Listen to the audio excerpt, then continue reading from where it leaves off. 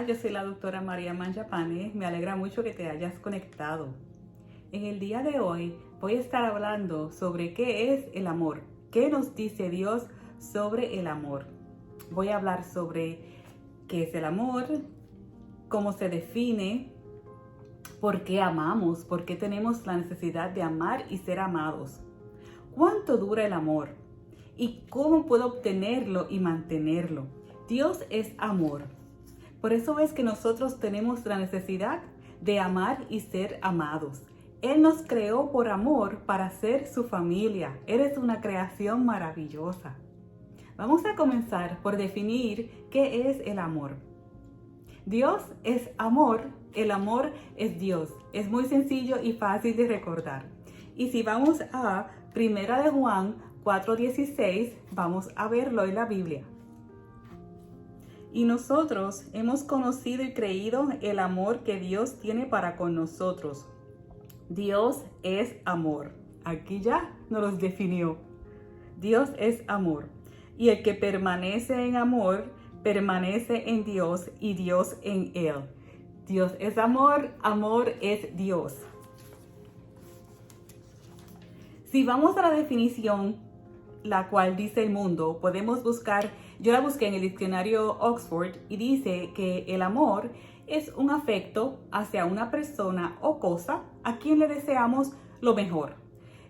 Para mí pues tiene un tanto así de significado, pero un tanto ambigua, porque pues me menciona que se puede amar a una cosa si nos gustan las cosas y necesitamos cosas, necesitamos la casa, el transporte, comida, sí, y sí nos puede gustar mucho. Ahora, eso es muy diferente a lo que es el amor que viene del espíritu, del interior.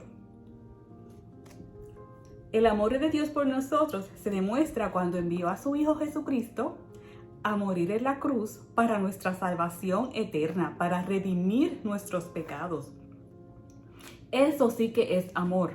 Dios no lo tenía que hacer. Él podía borrar el primer capítulo de Génesis y comenzar nuevamente. Sin embargo, quiso darle la oportunidad a Adán y Eva y ahora nosotros que estamos aquí para que podamos vivir eternamente con Él. Cuando ocurrió que Adán y Eva pecaron, no siguieron instrucciones y desobedecieron a Dios, entonces en lugar de matarlos, como era la consecuencia del pecado es muerte, pues había que proveer para entonces, si el hombre y la mujer no van a morir, ¿qué va a proveer la sangre para esta consecuencia? Ahí fue que se instituyó el sacrificio de animales. Y las personas de origen judío es lo que hacían en el tiempo de la ley de Moisés y pues las leyes que Dios les dejó en el Viejo Testamento. Esa era la forma de poder ellos confesar su pecado cada año, iban al templo a hacer el sacrificio del animal para entonces ser exonerados de ese pecado. Era pues una rutina que ya ellos tenían. Cuando Jesús viene y muere en la cruz, ese es el último sacrificio, la última gota de sangre derramada para redimir y pagar por ese pecado que se cometió al origen del mundo. Luego de eso, pues tenemos nosotros acceso directo a Dios. Ya no está Dios en un templo como antes, sino que está aquí dentro de mí, dentro de ti. Nosotros tenemos el templo viviente y dinámico. Porque me muevo donde voy, en la calle, en la tienda, en el supermercado, soy el templo viviente donde está el Espíritu Santo y Jesucristo viviendo en mí. Y eso es tan especial cuando vemos que ya no estamos como estaban los judíos. Nosotros somos el templo independiente, pero unidos en el cuerpo de Cristo, y que llevamos las buenas nuevas en donde estemos. Ya la iglesia no es un edificio de gente reunida ahí, no, la iglesia es mi diario vivir. El reino de Dios es un modo de vida. Es como vivo 24 horas, 7 días a la semana y lo llevo conmigo donde voy. De hecho, los 10 mandamientos de la ley están basados en amor. Su fundamento es el amor y el cumplimiento de la ley es el amor. Por eso fue que Jesús dijo, cuando le hicieron preguntas sobre los mandamientos, que él dejaba 2 mandamientos, que en realidad es la base de los 10 que habían, en los que Dios les dio a Moisés, que es amar a Dios sobre todas las cosas y amar al prójimo como a uno mismo. Y Jesús les explicó que los mandamientos de la ley se basan en esos dos. Porque si amo a Dios y amo a mi prójimo, pues ahí no se cometerá adulterio, no se robará, no se matará, no se le deseará las cosas del prójimo. ¿Ves? Ya ahí se cumplen por amor automáticamente. La ley tuvo que ponerse porque ahí Dios lo hizo para ayudar a las personas, a los judíos en ese tiempo, para que lo hicieran. A lo mejor algunos no lo hacían ni de corazón, era una instrucción, había que hacerlo y había que hacerlo. Sin embargo, cuando Jesús viene, la época de ley termina y estamos ahora en la época de la iglesia y de la gracia. Somos salvos por fe y por gracia. Esto no quiere decir que se abolieron los mandamientos. Quiere decir que los mandamientos están basados en amor y cuando amamos, la consecuencia es que vienen también, estamos cumpliendo con ellos. Ahora, ya, por ejemplo, no hay que sacrificar animales, eso de guardar el sábado, pues ya, eso era para los judíos, para ellos en esa época. Acuérdense que ahora nosotros somos templo viviente del Espíritu Santo y de Jesucristo. En Juan 3:16 es donde vemos el cumplimiento de la promesa de Dios que envió a su único Hijo. Porque de tal manera amó Dios al mundo que ha dado a su Hijo unigénito para que todo aquel que en Él cree no se pierda, mas tenga vida eterna. Ahí es como Dios nos muestra su amor eterno a través de Jesucristo. En Romanos 13:10 es que vemos que los mandamientos son el cumplimiento del amor. En Romanos 13:10 vemos que los mandamientos definen el amor y con el amor ya se cumplieron los mandamientos. El amor no hace mal al prójimo, así que el cumplimiento de la ley es el amor. Que aquí pues está muy claro que nos está diciendo que al tener amor, así cumplimos la ley. También dentro de la definición del amor es importante explicar que sin amor somos nada. El amor es la esencia de nuestro ser. Si vamos a 1 Corintios 13:2. Esto es muy importante porque podemos tener todos los regalos del Espíritu, todos los dones que puedan haber. Podemos ser muy talentosos, cantar, tocar instrumentos, ser talentosos en los negocios, cocinando, teniendo un restaurante. Podemos tener los dones del Espíritu, de profecía, de hablar en lenguas, de sanación, de conocimiento, de ciencia. Y todo eso es muy bueno y debemos orar para tenerlos todos. Ahora, hay que recordar que el amor es lo más importante. Los regalos y los dones pueden estar ahí y son irrevocables, pero el amor es lo que tenemos que cuidar mucho. 1 Corintios 13:2. Y si tuviese profecía y entendiese todos los misterios y toda ciencia, y si tuviese toda la fe, de tal manera que trasladase los montes y no tengo amor, nada soy. Aquí podemos ser muy exitosos en el espíritu y también en lo humano. Ahora hay que tener el amor como primero. El amor se regocija en lo correcto y en la verdad. Vamos a 1 Corintios 13:4-6. El amor es sufrido, es benigno. El amor no tiene envidia. El amor no es jactancioso, no se envanece. Qué bonito es esto, como nos define Dios el amor. Y asimismo Dios nos ama. También Él sufre, llorará cuando ve tanto dolor y tantas situaciones que pasan en el mundo, gente que lo rechaza. Él tiene sentimientos, por eso nosotros tenemos sentimientos y lloramos y derramamos lágrimas. Yo creo que bonito aquí que lo que nos está diciendo, que no busca lo suyo, que no es jactancioso, que no tiene envidia. Qué bonito. También en la Biblia nos menciona que el amor cubre multitud de pecados. Es importante mencionarlo porque el único que puede cubrir multitud de pecados es Dios. El ser humano no puede cubrir multitud de pecados para él ni para nadie más. Vamos a 1 de Pedro 4-8 y a Jeremías 31-34. Vamos a ver cómo nos explica que el único que cubre multitud de pecados es Dios. ¿Por qué? Porque Él nos perdona y no recuerda más el pecado. Lo que quiere decir que no recuerda es que no lo trae a la memoria. Va a estar ahí la memoria, pero no la va a traer a estar repitiéndola y sacándotela en cuenta. Eso no va a pasar. Te perdonó y Él se olvidó, no lo trae más al recuerdo. Primera de Pedro 4-8. Y ante todo, tened entre vosotros ferviente amor, porque el amor cubrirá multitud de pecados. Esto quiere decir que cuando amamos a nuestro prójimo, también lo ponemos en oración para que Dios sea el que cubra la multitud de pecados. Vamos a ir a Jeremías 31-34.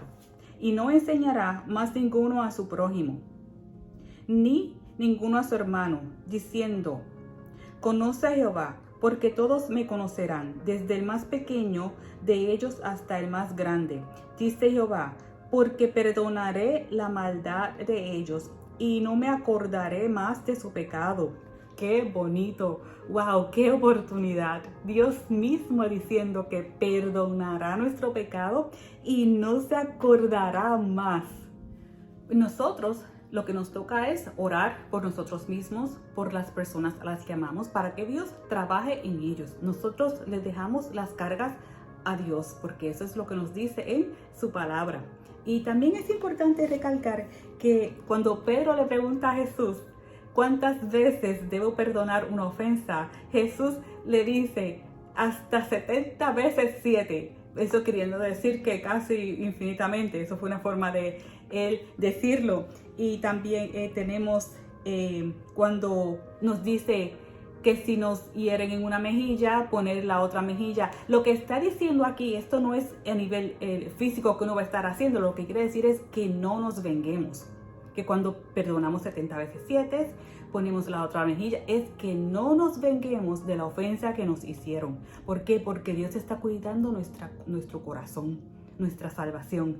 Quiere decir esto, que no guardemos amargura. Esto es bien importante porque Dios es el único que saca la amargura. Tiene que ser expuesta para ser sacada y sanada. Y si alguien nos ofendió, pues vamos a dejárselo a Dios, que sea el que trabaje. Nosotros nos toca amar al enemigo, orar por los que nos persiguen para que no nos amarguemos. Esto no quiere decir que si una persona está en una relación tóxica va a seguir ahí o en maltrato. Eso no es. Quiere decir que usted muy sabiamente se lo entregue esa carga a Dios. Usted ora y busque ayuda. También cuando nos dice que toma tu cruz y sígueme, esto lo dijo Jesús. Lo que quiere decir es, no es mucha gente piensa que es la carga, mi problema, mi enfermedad, el maltrato, que hay que aguantarlo. No, eso no quiere decir. Lo que quiere decir es que muramos cada día a la carne humana, al pecado humano. ¿Ves? Eso es lo que quiere decir, que entonces cada día tenemos que despojarnos de esa carga humana y esos malos deseos para entonces seguir a Jesús. Y Jesús nos va a ir santificando en Él. Vamos a ir a Mateo 18, 21, 22. Entonces se le acercó Pedro y le dijo, Señor, ¿cuántas veces perdonaré a mi hermano que peque contra mí? ¿Hasta 7? Jesús le dijo, no te digo hasta 7, sino hasta 70 veces 7. Vamos a ir a Lucas 6, 29. Al que te hiere en una mejilla, preséntale también la otra. Y al que te quite la capa, ni aun la túnica le niegues. ¿Ves? Ahí no te pongas a pelear, ni a tomar venganza, ni a maquinar y planear, ay, cómo me vengo de la persona que me hirió o que me ofendió. No, usted libérese, perdone, porque el perdón es para ti. El perdón no es necesariamente para la otra persona. Tú puedes pedir perdón estando en la presencia de Dios y puede que la otra persona no esté ni presente. ¿Ves? Y ahí tú te liberas de esa carga, no dejes que la raíz de amargura empiece a crecer en ti y se lo entregas a Dios. Vamos a Mateo 16, 24. Entonces Jesús dijo a sus discípulos, si alguno quiere venir en pos de mí, Niéguese a sí mismo y tome su cruz y sígame. Ya aquí él lo explica. Primero cuando dice, niéguese a sí mismo. Quiere decir que esta carnecita humana que tenemos y estos deseos pecaminosos y cosas que maquinamos, que diariamente nos olvidemos de eso conscientemente, que lo trabajemos y lo sigamos a él. Y él nos va a ayudar en lo que no podemos hacer nosotros, porque tampoco ocurre así de la noche a la mañana, es a diario la relación que se va desarrollando con Dios a través de Jesucristo, que nos despojemos de estas cargas humanas y lo sigamos a Él. Pues ya como había mencionado que el amor de Dios es el único que cubre la multitud de pecados, las personas no podemos cubrir la multitud de pecados, tampoco podemos cubrir la amargura. Vamos a ir a Efesios 4, 30, 32. Y no contristéis al Espíritu Santo de Dios, con el cual fuisteis sellados para el día de la redención. Quítense de vosotros toda amargura, enojo, ira, gritería y maledicencia, y toda malicia. Qué importante es que Dios nos diga que hagamos esto, que no nos llenemos de la amargura, que perdonemos cuando nos ofenden, que mantengamos el amor. ¿Por qué? Porque entonces no contrictemos al Espíritu Santo. Si estamos llenos de enojo, de gritería, de ira, de planeando cómo me voy a vengar, estamos constrictando al Espíritu Santo. ¿Sí? Quiere decir que cuando nos ofendan, perdonar, amamos a la persona, pero no el pecado. Eso no quiere decir que entonces cubrimos la multitud de pecados nosotros porque nosotros no podemos. Los pecados no se pueden poner debajo de una alfombra. Hay que exponerlos para que Dios los sane y no los recuerde más. El amor es vencer el mal con el bien. Quiere decir que entonces nos mantenemos en oración y siguiendo a Jesucristo. Vamos a Romanos 12, 17 al 21. No paguéis a nadie mal por mal. Procurad lo bueno delante de todos los hombres. Si es posible, en cuanto dependa de vosotros, estar en paz con todos los hombres. No os venguéis vosotros mismos, amados míos, sino dejad lugar a la ira de Dios. Porque escrito está, mía es la venganza, yo pagaré, dice el Señor. Así que, si tu enemigo tuviere hambre, dale de comer. Si tuviere sed, dale de beber. Pues haciendo esto, ascuas de fuego amontonarás sobre su cabeza. No seas vencido de lo malo, sino vence con el bien el mal. Aquí pues ya Dios nos da las instrucciones de cómo tratar al enemigo. Si tiene sed, dale de beber. Ya esto pues quiere decir que entonces le dejemos la carga a Dios, porque Jesús no se contradice. Él no nos está diciendo que cojamos la carga, que se aguante el maltrato, el abuso, darle una botella de agua a una persona. Eso pues no hay ningún problema. Ahora, estar en una relación tóxica o de abuso, pues ya sí, eso es un problema, porque a paz nos ha llamado Dios. Y Él es el único que puede levantar a esa persona que esté en pecado o que sea abusiva. Por eso lo dejamos en sus manos. Algo que también me gustaría mencionar es que en la definición de amor, amor no es amor. Una palabra no se puede definir a sí misma. Y lo digo porque muchas veces se menciona que amor es amor, como tratando de tal vez minimizar el significado del amor. Y no es así. El amor es algo bien grande porque es Dios y es eterno. Y porque es Dios, hay que entonces manejarlo con la palabra de Dios. Así que por amor, Dios creó a su familia, comenzando por un hombre y una mujer, para que estuvieran enseñoreados sobre toda la tierra y se reprodujeran. Y el hombre y la mujer dejarían a su padre y a su madre y se unirían y formarían una sola carne. Esto Dios lo hizo porque nos ama. Vamos a ir ahora al tópico número 2. ¿Por qué amamos? ¿Y de dónde viene la necesidad de amar? Y es muy facilito. Amamos porque Dios nos amó primero. Es tan hermoso que Él fue el que puso en nuestro DNA espiritual esa necesidad de amar y ser amado porque Dios es amor. Vamos a la primera de Juan 4:19. Nosotros le amamos a Él porque Él nos amó primero. Así fue que Él nos diseñó. Y Él quiere que lo amemos por nuestra propia decisión. Él no quiere seres preprogramados. Por eso es que muchas personas se preguntan, ay, tanto mal en el mundo, tanto problema. Pero es que Dios no trajo el problema. Eso vino por la caída del mundo y por el pecado. Dios lo que quiere es amor. Y que lo amemos voluntariamente. Si fueran seres preprogramados, pues, qué gusto le iba a dar a Él porque ya sabía lo que iba a pasar. Pero sin embargo, tenemos el libre albedrío para escoger amarlos. Y ese es el verdadero amor porque viene de adentro, es sincero. En el tópico número 3, ¿cuánto dura el amor? El amor es eterno porque Dios es eterno. Es la virtud más excelente y podemos ir a 1 Corintios 13:13. Y ahora permanecen la fe, la esperanza y el amor, estos tres. Pero el amor es el mayor de ellos. Esto es tan profundo. Habla de la fe, la esperanza y el amor. Sabemos que todos son importantes. Porque por la fe es que somos salvos y estamos en la esperanza, esperando en lo que no vemos, pero creemos por la fe. El amor es lo más importante. ¿Por qué? Porque el amor es eterno. El amor no pasará. Cuando estemos con Dios en el cielo, viviendo nuestra vida eterna, el amor es lo que queda. Ya la fe y la esperanza no van a ser necesarios. La fe y la esperanza son necesarios en el mundo para poder lidiar con este día a día.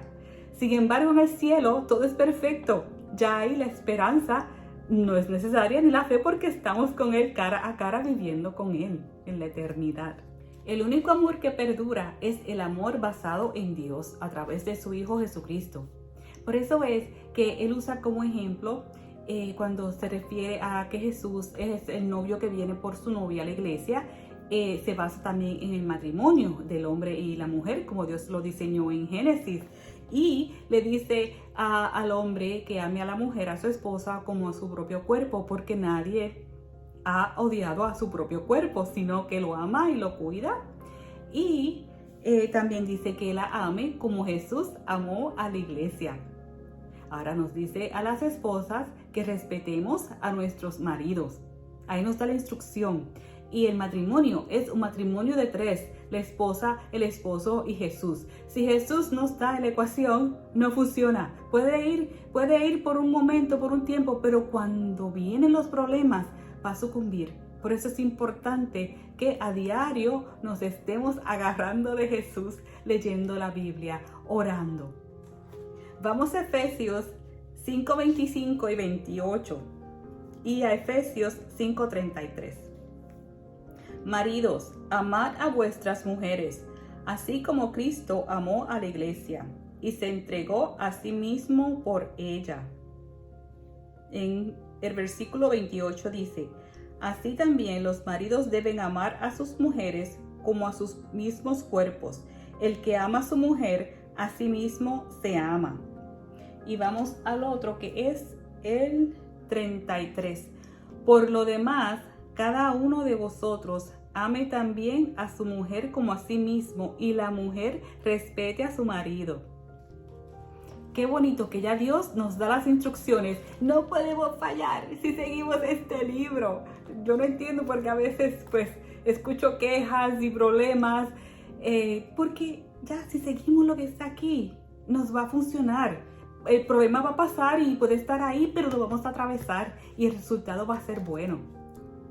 El amor basado en Dios a través de Jesús va a hacer que nuestras relaciones perduren, sea el matrimonio, sea relaciones familiares, de padres, de hijos, de amistades, de compañeros de trabajo. Así que te recomiendo que te rodees de personas que amen a Dios. Y también nos dice la Biblia que en cuanto dependa de nosotros, que estemos en paz con todo el mundo, porque a paz nos ha llamado Dios. Ya Dios nos da la receta de cuando decimos, ay, qué caos, o esta relación no funciona, o tanto problema en el mundo, a paz nos ha llamado Dios. El cuarto y último tópico es, ¿Cómo obtengo el amor y cómo lo mantengo? El amor se obtiene y mantiene a través de la oración. Existen dos formas de orar, y es la oración con el Espíritu y la oración en el Espíritu. La oración con el Espíritu es lo que hacemos en nuestro lenguaje natural. Puede ser en español o el lenguaje que hables. La oración en el Espíritu es cuando se ora en las lenguas angelicales, directa conexión con Dios. Y las dos son muy valiosas. Vamos a 1 Corintios 14:15. ¿Qué pues? Oraré con el Espíritu, pero oraré también con el entendimiento. Cantaré con el Espíritu, pero también cantaré con el entendimiento. Eso quiere decir que con el entendimiento es en el lenguaje español. Podemos hacer los coritos bonitos de la iglesia.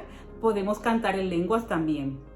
Esto es bien lindo y bien importante, que Dios nos da las dos opciones para poder comunicarnos con Él. Cuando los apóstoles le preguntaron a Jesús cómo orar, Él les enseñó, y está en Mateos 6:9 al 13.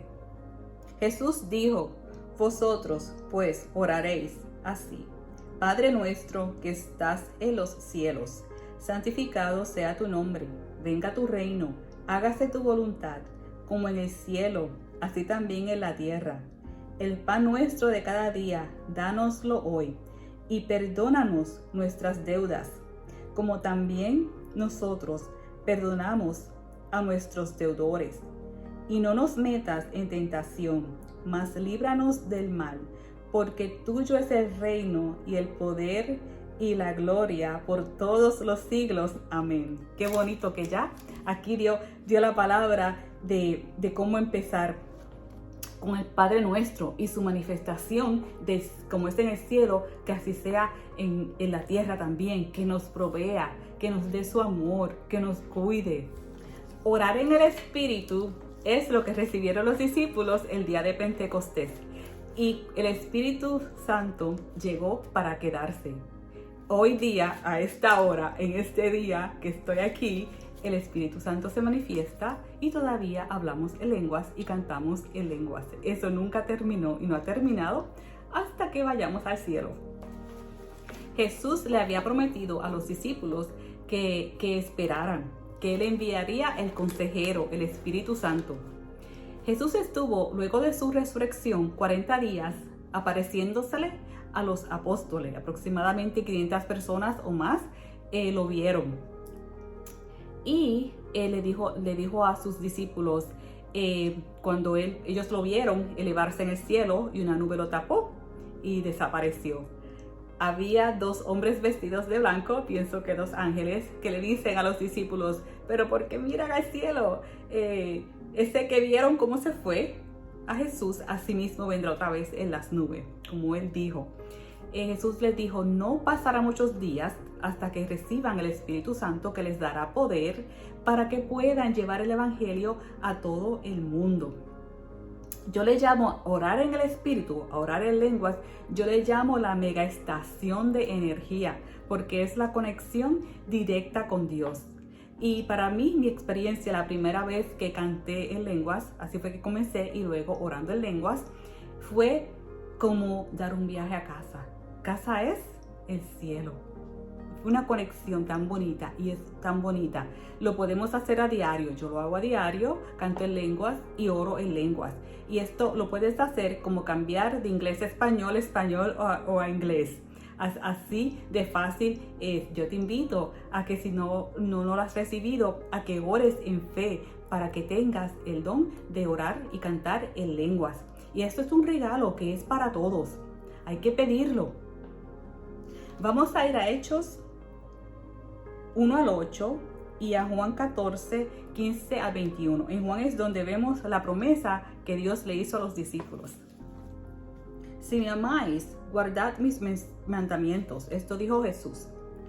Y yo rogaré al Padre, y os dará otro consolador, para que esté con vosotros para siempre.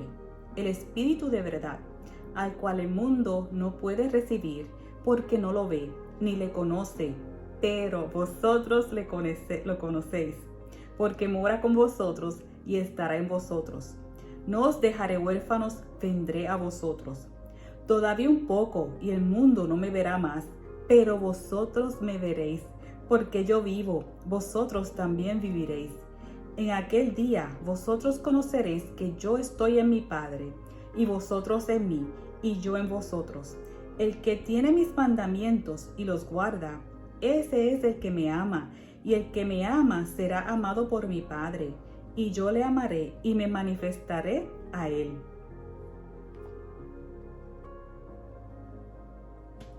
Aquí es donde Jesús les dio la promesa de el Consolador, y todo esto viene a raíz de ¿qué? Del amor. El amor es la base para Jesús decirles: ustedes me verán porque ustedes me aman y guardan mis mandamientos. El mundo no me verá, pero ustedes sí me verán y yo me manifestaré a ustedes. En Hechos 1 al 8. Pero recibiréis poder cuando haya venido sobre vosotros el Espíritu Santo, y me seréis testigos en Jerusalén, en toda Judea, en Samaria y hasta lo último de la tierra. Aquí otra vez les está hablando de la promesa del Espíritu Santo para darles poder. Por eso mi definición es la megaestación de energía cuando hablamos en lenguas. ¿Y cómo fue que llegó esta promesa a los apóstoles? Vamos a ir a Hechos 1, 13 al 14. Y entrados, subieron al aposento alto, donde moraban Pedro y Jacobo, Juan, Andrés, Felipe, Tomás, Bartolomé, Mateo, Jacobo hijo de Alfeo, Simón el celote y Judas hermano de Jacobo. Todos estos perseveraban unánimes en oración y ruego con las mujeres y con María la madre de Jesús y con sus hermanos. Qué bonito, estos eran aproximadamente 120 personas esperando y anhelando en oración la venida de su promesa. ¿Y cómo ocurrió esto en el día de Pentecostés? Pues estaban los discípulos, las 120 personas, las mujeres, los hermanos de Jesús en oración en el aposento alto, y ahí fue que llegó el estruendo del viento y vieron las llamas de fuego sobre cada uno de ellos. Esto fue tan estruendoso que las personas que había afuera en Jerusalén se dieron cuenta que algo estaba pasando. Y ellos entonces empezaron a escuchar a los discípulos hablando en su propio lenguaje. Quiere decir, dice que los escucharon, no dice que hablaron otras lenguas humanas. Esto pues se debate mucho, pero cuando yo leo la Biblia, yo pues pienso que fue que lo escucharon. Esto es un proceso sobrenatural donde los discípulos hablaban en la lengua angelical directo con Dios, y Dios se manifestó haciendo que cada persona, fuera árabe, fuera griego, fuera egipcio, lo entendiera en su propio idioma. Y me baso en esto porque pienso que si hubiesen estado los discípulos hablando en griego, en arameo, en hebreo, en árabe a la misma vez, hubiese sido un caos que ninguna de las más de 3,000 personas hubiesen podido captar que era en su idioma. Sin embargo, fue sobrenaturalmente que ellos pudieron entenderlo, escucharlo en su propio idioma. Y esto pues ha sido documentado, que hay personas que están predicando y alguien en el público lo entiende, por ejemplo, en chino, aunque la persona que está predicando no estaba hablando en chino. Hay casos documentados también en donde la persona, Dios le ha dado el regalo de un lenguaje natural humano que puede entender. Así es, hay un caso, si no me equivoco, fue en Kentucky, una mujer que podía hablar, entender, escribir el idioma chino. Cuando las más de 3,000 personas escucharon a los discípulos hablando, y toda esa algarabía, ellos pensaban que estaban ebrios. Ahí Pedro tomó la batuta y se paró. En ese tiempo el lenguaje común de negocio era el griego, por eso es que el Nuevo Testamento se escribió en griego. Pero se paró y habló en griego, el lenguaje común que todos entendieran, y les dijo que no estaban ebrios, que era muy temprano, y así fue que hizo la primera predicación. Tuvo el poder, tuvo ahí el desenvolvimiento para entonces predicar, y más de 3,000 personas fueron bautizadas. El hablar en lenguas también se le llama un lenguaje angelical y es una conexión directa con Dios. Es la perfecta oración a Dios, edifica el amor y la fe. Así que aprendiendo de, cómo obtengo y mantengo el amor, oración, ya sea con el conocimiento o en lo espiritual. La oración espiritual en lenguas es bien poderosa porque cuando se me acaban las palabras en español, el espíritu nunca se le acaban las palabras, porque es de mi espíritu al espíritu de Dios y Él es el que está intercediendo. El Espíritu Santo intercede por mí. Por eso es la oración más perfecta que pueda haber, y esa es la estación de mega energía en donde generamos amor y fe. Vamos a ir a 1 Corintios 14:14, donde nos explica que orando en lenguas es para edificarnos, y si nos edificamos, crecemos en amor, podemos amar a Dios, podemos amar al enemigo, podemos amar a otras personas y la vida se nos hace más fácil. Vamos a ir a Judas 20. Pero vosotros, amados, edificándoos sobre vuestra santísima fe, orando en el Espíritu. Esto quiere decir que aquí, orando en el Espíritu, es que nos edificamos en la fe.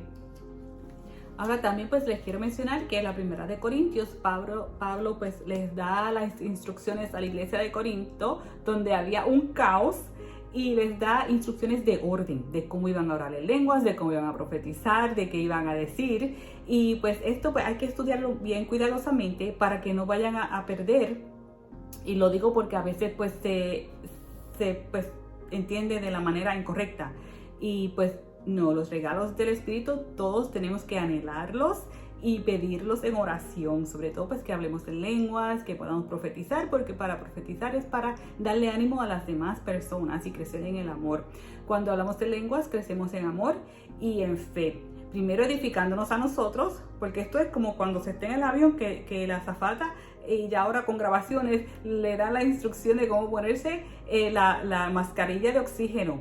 Usted se la pone primero, luego se la pone al niño o a la persona que está a su lado, que no se la puede poner a sí mismo. Así nosotros nos edificamos orando y luego entonces pues podemos edificar a otras personas. Ahí es la instrucción que viene de Pablo, en que él dice: yo oro en lengua más que todos ustedes, y, haciendo hincapié en la importancia de orar en lenguas individualmente con Dios.